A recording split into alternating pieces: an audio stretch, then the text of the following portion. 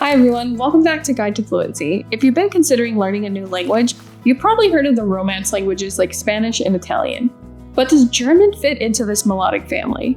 This is a common question and one rooted in the complex history of language families.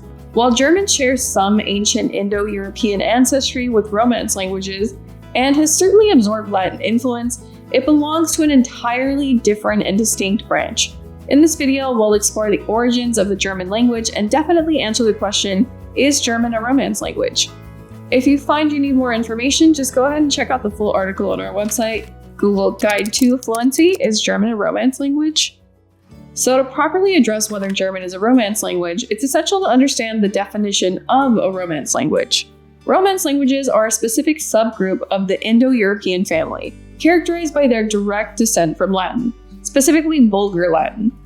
Vulgar Latin was one of the colloquial spoken forms of Latin used by common soldiers, settlers, and merchants throughout the Roman Empire. As the Roman Empire expanded, though, Vulgar Latin slowly evolved into the distinct modern Romance languages we recognize today, such as French, Portuguese, Italian, and Romanian. So does German fit into this lineage? The short answer is no.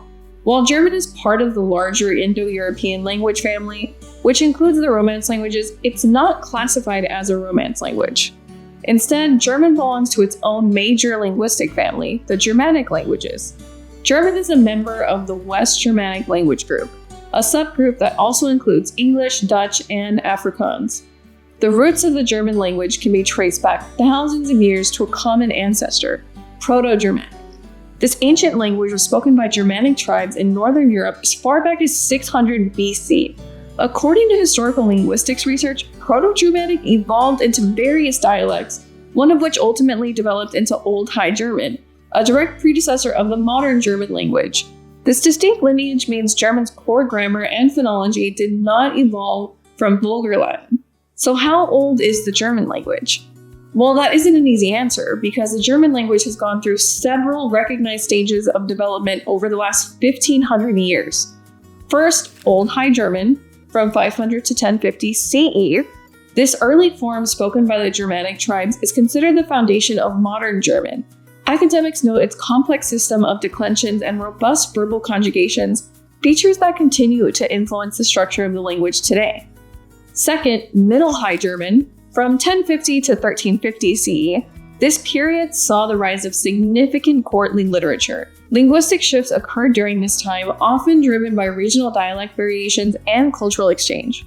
Third, Early New High German, from 1350 to 1650 CE. This transformative era saw German undergo significant standardization, largely driven by the invention of the printing press and Martin Luther's influential translation of the Bible, which helped establish a more unified written German. This period laid the groundwork for the modern language. What we know today, modern German. The modern German language has been shaped by standardization efforts, particularly in the 18th and 19th centuries. It retains many of its original Germanic features, while continuously evolving its vocabulary and syntax. So while German is not a Romance language, the influence of Latin on its vocabulary is significant and cannot be overlooked. The Roman Empire's northern borders were adjacent to Germanic-speaking regions, and Latin was a common language of religion, law, and education across Europe for centuries. Unlike the Romance languages, which evolved from Latin, German simply absorbed Latin vocabulary in certain specialized areas. For example, Germanic words like Kaiser for emperor and Fenster for window are direct borrowings from the Latin words Caesar and Fenestra, respectively.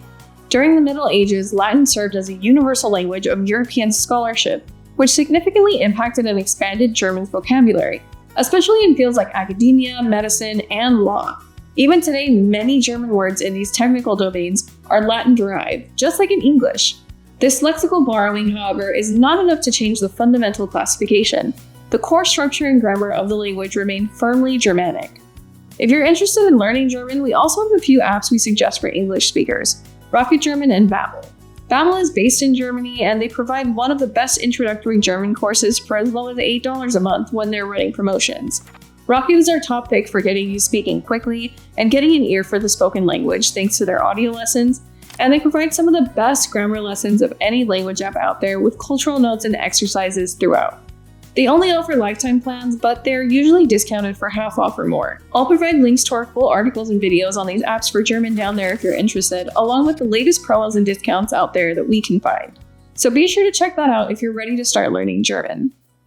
Now, to briefly recap and provide a definitive answer, German is not a Romance language. While it shares the broader Indo-European ancestry and has been influenced by Latin vocabulary over centuries, its core roots are firmly embedded in the Germanic branch of languages.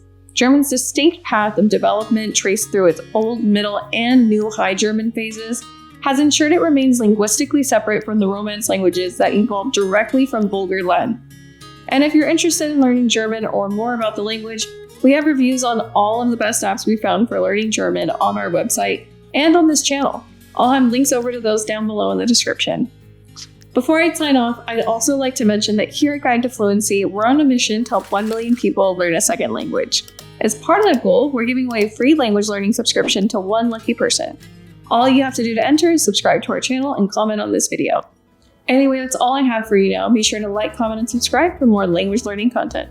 Till next time.